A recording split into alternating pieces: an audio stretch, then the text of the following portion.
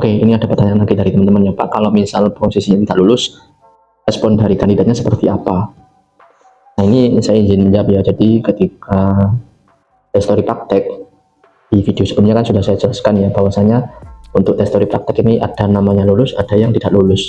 Jadi hanya karena kandidat sudah sampai ke tahap akhir yakni tes teori praktek itu bukan berarti langsung diluluskan ya teman-teman. Jadi tetap ada yang lulus juga ada yang tidak. Ketika kandidat dinyatakan tidak lulus, nah ini gimana pendapat dari kandidat? Sebenarnya macam-macam ya teman-teman. Saya juga beberapa kali berhadapan dengan kandidat-kandidat yang sudah experience namun tetap tidak lulus, itu ada banyak ya.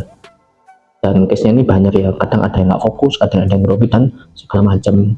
Nah pada saat dinyatakan tidak lulus, biasanya dari saya sendiri yang menyampaikan bahwa yang bersangkutan tidak lulus. Untuk respon kandidat ini macam-macam, ada yang menerima karena menyadari karena pada saat tes praktek tersebut grogi, tidak fokus dan lain-lain.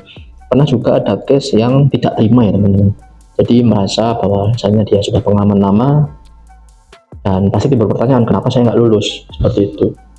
Nah saya sendiri pada saat menyampaikan ke kandidat bahwasanya tes teori praktek tidak lulus itu sudah pasti membawa data ya teman-teman.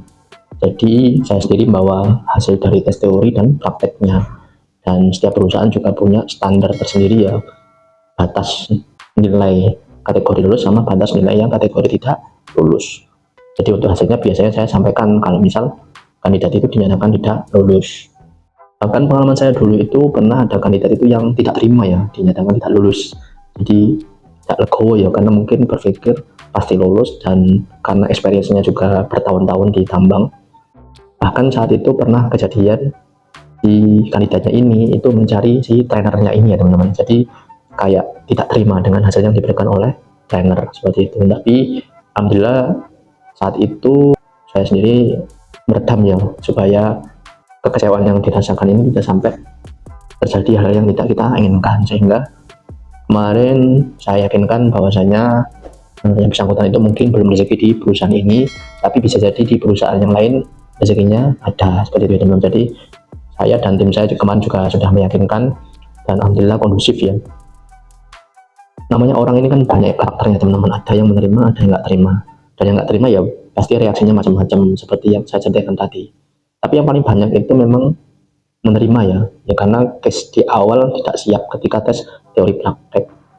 Nah berdasarkan case-case tersebut saya selalu meyakinkan ke kandidat bahwasanya kalau misal sampai ke tahap tes teori praktek itu wajib benar-benar siap, jadi jangan sampai tidak siap karena nanti akan berpengaruh ke hasil, seperti itu.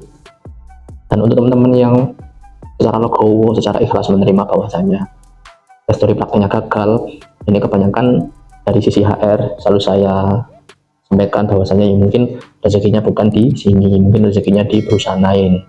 Dan alhamdulillah kebanyakan kandidat-kandidat yang tidak lulus itu menerima dengan ikhlas ya teman-teman, jadi legowo seperti itu. Semoga menjawab.